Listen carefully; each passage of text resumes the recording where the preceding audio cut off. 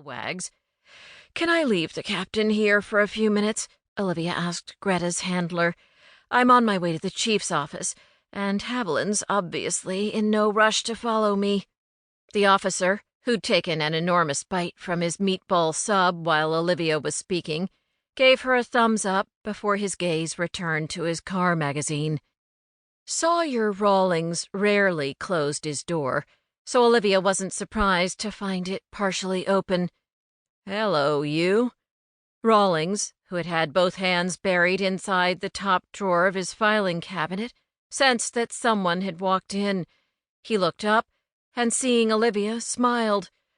"To what do I owe this unexpected vision of beauty in the middle of my day?"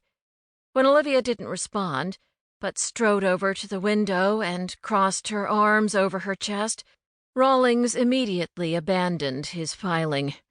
"You're angry," he said. "Did I leave dirty dishes in the sink? Put my white socks in the dark load hamper?" He grinned, expecting his banter to elicit a smile from her, too. When her mouth remained a thin, tense line, Rawlings gently spun her around and searched her face. "It isn't you," Olivia said. Rawlings let loose an exaggerated sigh of relief. "Which poor sucker has incurred your wrath? A lazy employee? A tourist? Was someone rude to Dixie?" Rawlings watched his wife's eyes for a sign that he was getting closer to discovering the source of her discontent. "No, not Dixie. She can take care of herself.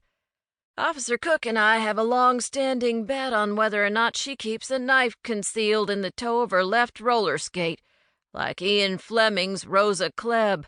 Remember From Russia with Love?" "Stop!" Olivia snapped. "This is serious." Rawlings took Olivia's hand and led her to the chairs facing his desk. "I'm worried now. What is it?" "I'm not sure." Olivia looked at the man she'd been married to for over a year and a half and saw how his concern had deepened the lines on his forehead and around his mouth. She reclaimed her hand, tenderly touched his right cheek to show her gratitude, and then said, "I'd better start from the beginning." Rawlings nodded. "That's usually the best place." Olivia told him about her lunch with Laurel. "She's doing everything in her power to hold her family together, but the stress is getting to her. She looks exhausted. She just drags herself from one commitment to another. There's no light on her horizon. So when I heard she had to attend the semi-monthly hospice meeting for Steve's mom, I offered to go along." "You did?" Rawlings couldn't conceal his astonishment. His bewilderment made Olivia smile.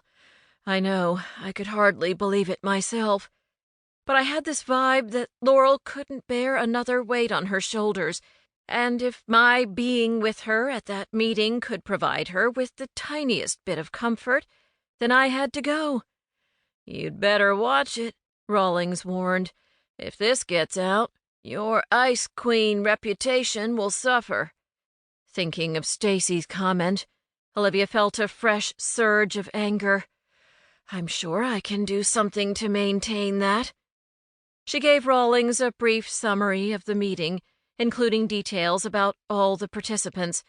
Next, she explained how she ended up inside Rachel Hobbs's condo.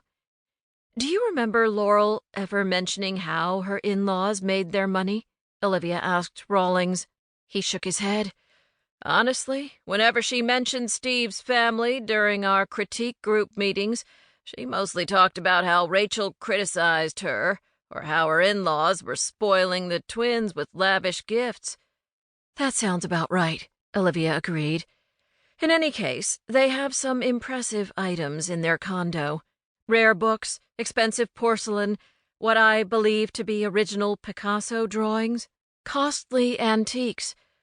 I'm mentioning these because I might have been distracted when I heard what I heard, and I need to tell you about it so you can help me form a clear judgment." Rawlings waited without speaking. His ability to be quiet was one of his finest qualities, and Olivia especially valued it now. Still,